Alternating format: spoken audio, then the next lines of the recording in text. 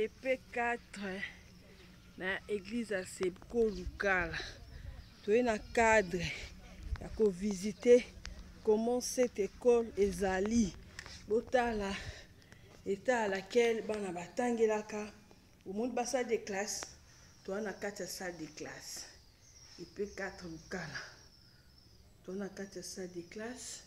Iska bana na biso bayaka kotanga. Vous voyez comment cette école est allée délabrée. Cette école est allée bébé. Cette école est vraiment en état malamouté. Dans le but de la cadre d'investigation, kotala comment état bana na biso bazotanga. Na ba état na ba condition moko ya malamouté. Awa nous allons na EP4 Lukala. Les salles de classe sont délabrées, les salles de classe sont détruites. Tout le monde, comment est-ce que les gens batanga l'école et oumeli, les 8 ans et belé, les conditions à laquelle les gens batanga l'école ou tout le monde comment bâtiment déjà ils ont un bébé ou tout côté la deuxième salle de classe. Tout le monde comment deuxième salle de classe est allée. Deux bancs, des pupitres. Ou ban abiso batangilaka. Tout le monde comment déjà est baby. Tout le monde condition à laquelle cette école est allée. Cette école ils a déjà yakoubi bamakasi. Vous avez la image. Je vais vous expliquer.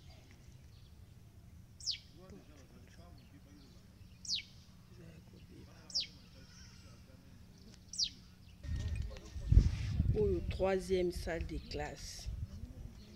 Porte kutu ezati. Et kangamara kutu. Au troisième salle de classe.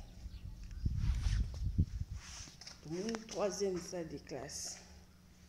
Comment troisième salle de classe ezali. Vous la soki beti. Tout le monde ba mai lingi zo kota. Lingi zo vanda. Na bakati. Une porte là-bas. Et quand on m'a raconté, où ils ont tableau là-bas. Troisième salle de classe. Tout le monde est dans la quatrième salle de classe. Quatrième salle de classe.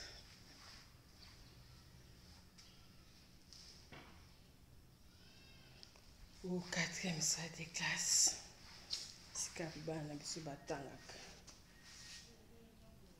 quatrième salle de classe.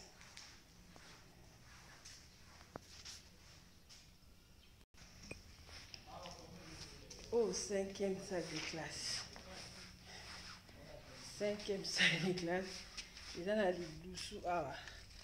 Pour nous rencontrer la sixième salle de classe. Le monde.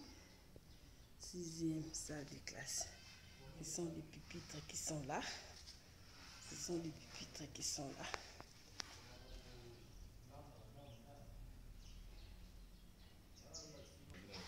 Yamiki, la gratuité effective, la gravité.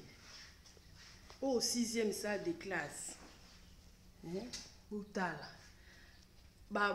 Potouin. Boutala biso ba te belé ba na poto batanga pe EP4 Lukala. Tala état à laquelle bana biso bazotanga. Ata na cadre kotanga awo ko sunga te. Na yana sala ta don pour na école oyo. Tala bana ndi bazotanga.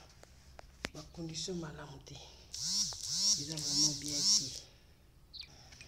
Au septième salle de classe. Bon mon latin. Septième salle de classe.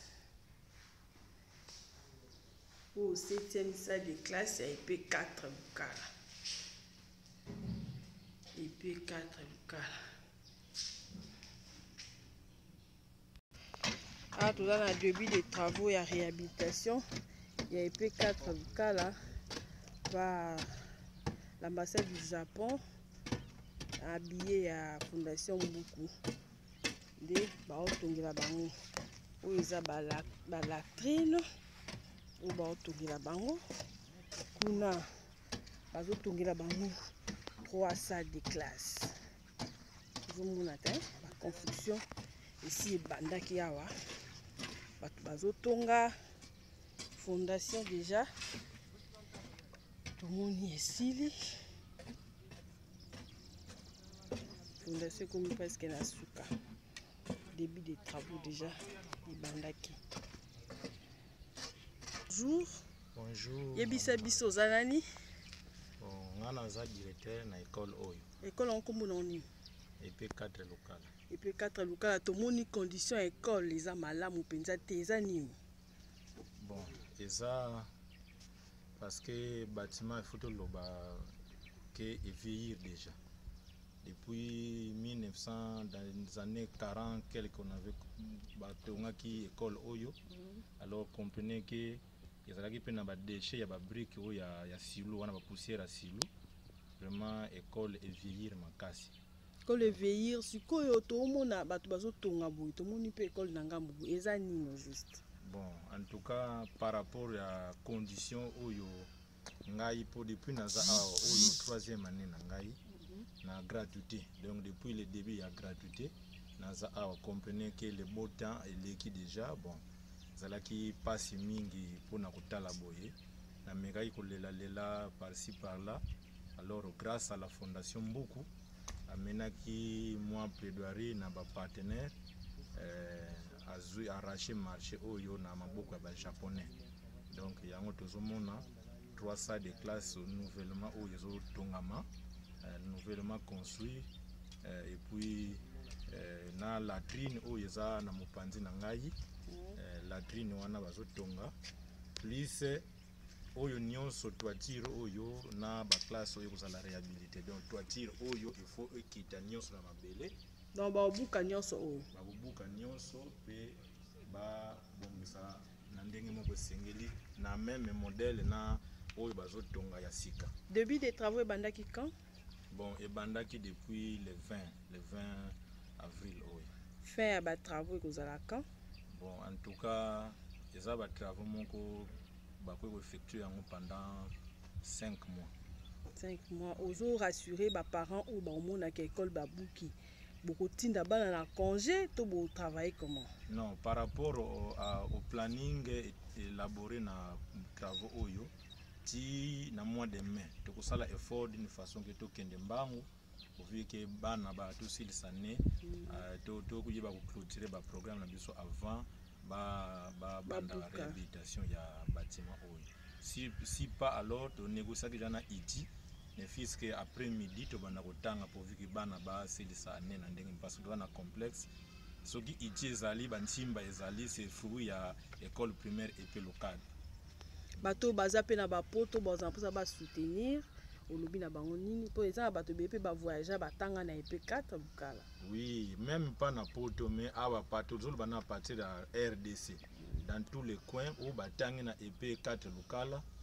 Vraiment tu en as pour ça parce que besoin ezakaka malgré oyo kotonga mais par rapport aux effectifs attendus. Tout moni pe na ba bon ezate. Bah oui, ba place bato bana bakoko vandela ba pipitre peneza malamu te.